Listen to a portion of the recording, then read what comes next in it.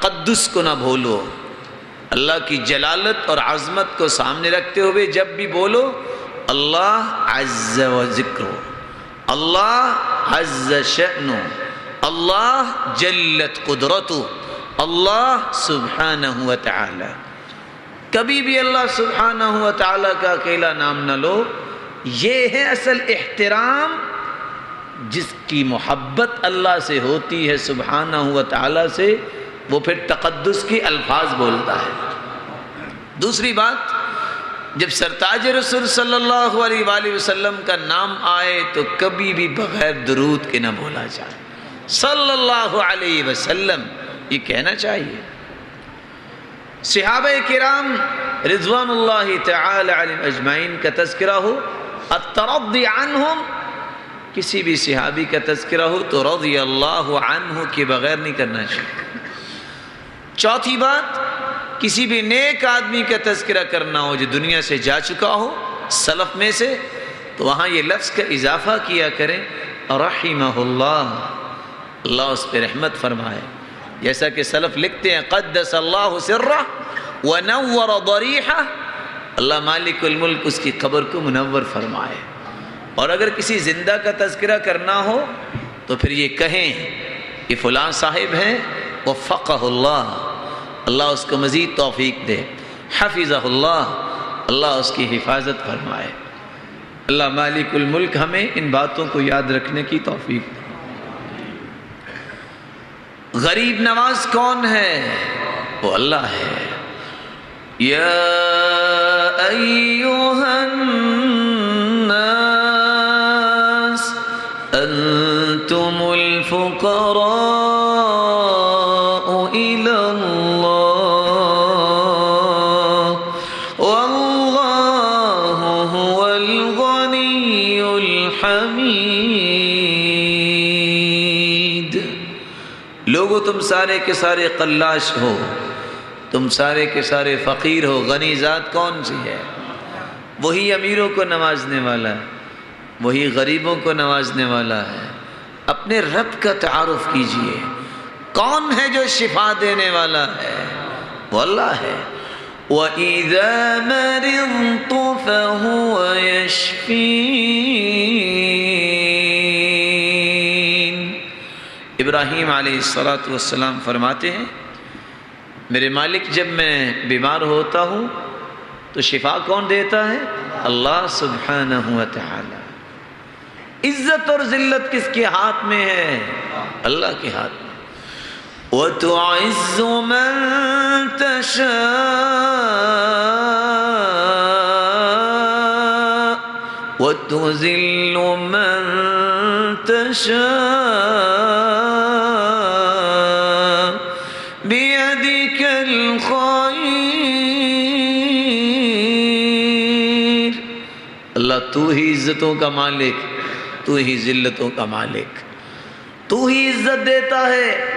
تھپڑ کھاتے ہوئے کنویں میں گرے ہوئے یوسف کو اٹھا کے مصر کے تخت پہ تو ہی بٹھانے والا ہے، اور پھر انہی بھائیوں کو جو دھکے دینے والے تھے اس بادشاہ کے سامنے سجدے کروانے والا ہے۔ اور تو ہی ہے جو بڑی بات کرنے والے کو عید کے دن بھی تختہ دار پہ لٹکا دے، کوئی پوچھنے والا ہی نہیں ہے تجھے تو۔ عزت اور ذلت اللہ کے ہاتھ میں ہے۔ کسی بندے کو یقین ہو جائے تو کبھی پریشان نہ ہو، ان باتوں پہ یقین ہو جائے جو بیان ہو رہی ہیں قرآن کی تو کبھی پریشانی نہ ہو۔ عزت دیتا ہی اللہ ہے، مال دیتا ہی اللہ ہے، پیدا کیا ہی اللہ نے ہے، اور مارتا بھی ہے، موت بھی آئے گی تو کس کے حکم سے؟ هو یحیی و یمیت، وہی زندہ کرتا ہے، وہی مارتا ہے۔ پوری کائنات اکٹھی ہو جائے کسی کو مارنے کے لیے، موت آ سکتی ہے؟ نہیں آ سکتی۔ اور پوری دنیا کے ڈاکٹر اکٹھے ہو جائیں کسی مریض کو بچانے کے لیے، بچا سکتے ہیں؟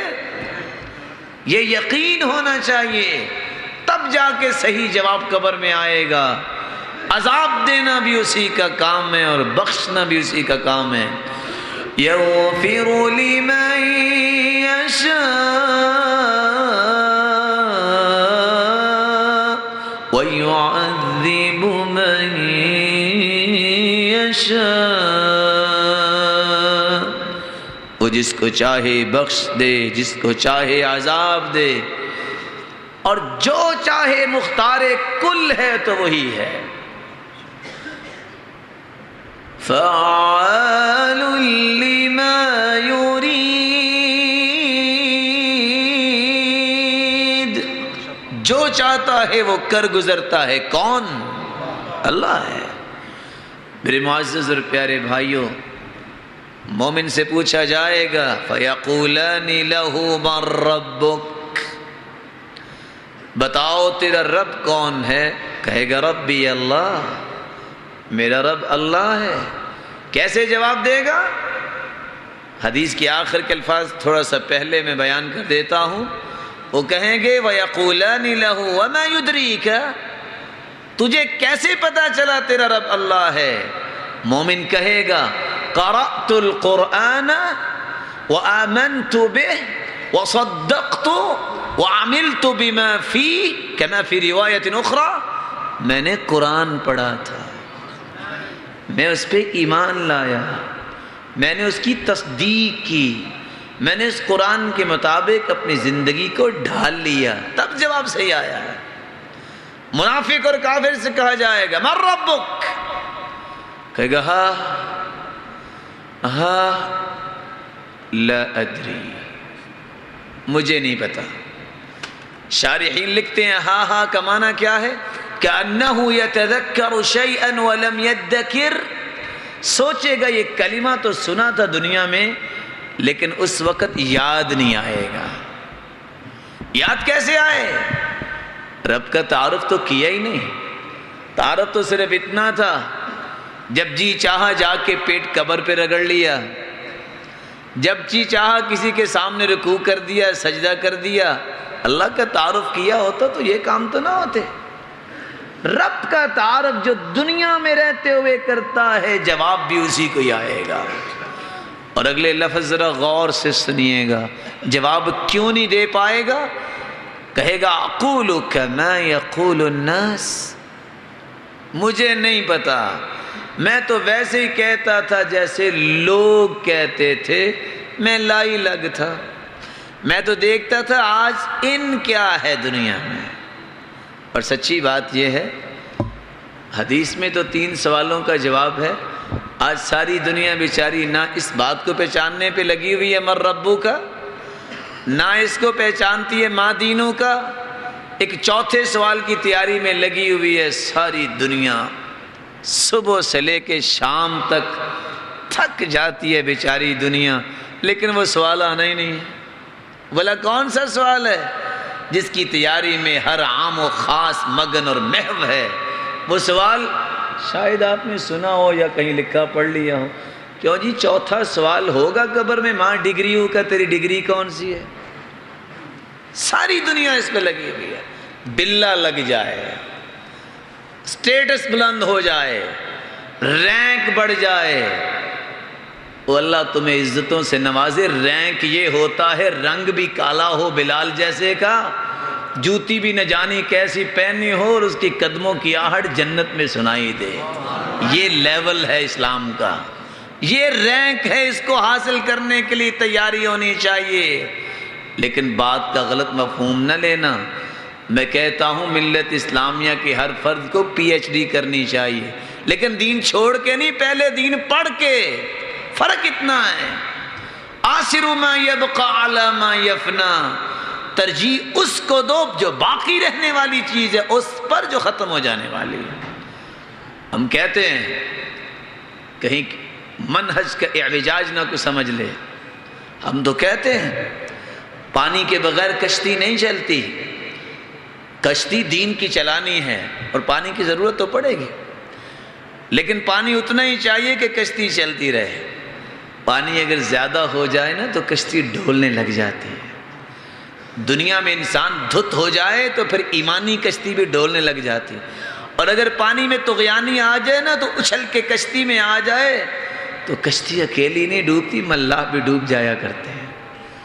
دنیا کی اگر حرص اور طمع اور لالچ زیادہ ہو جائے تو پھر ایمانی کشتی ڈوب جایا کرتی ہے۔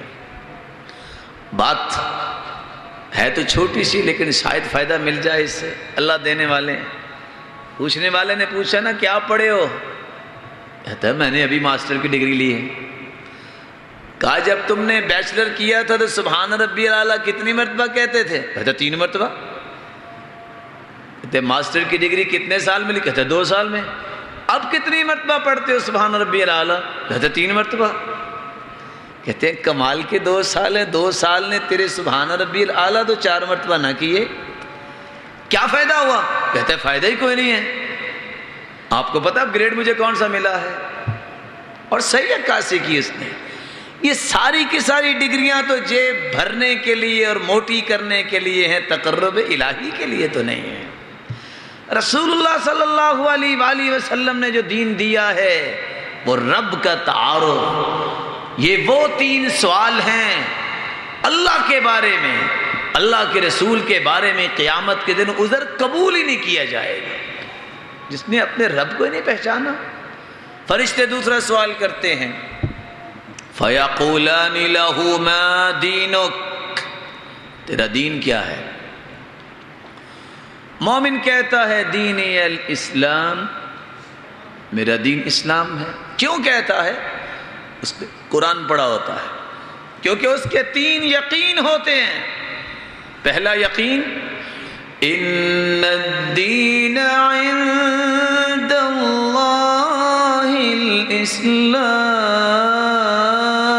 الاسلام، اس کا یقین ہے دنیا میں اگر سچا دین ہے تو کون سا ہے؟ اسلام ہے۔ اللہ کی طرف سے نازل شدہ دین ہے تو کون سا ہے؟ اسلام ہے۔ اور دوسرا یقین مومن کا ہوتا ہے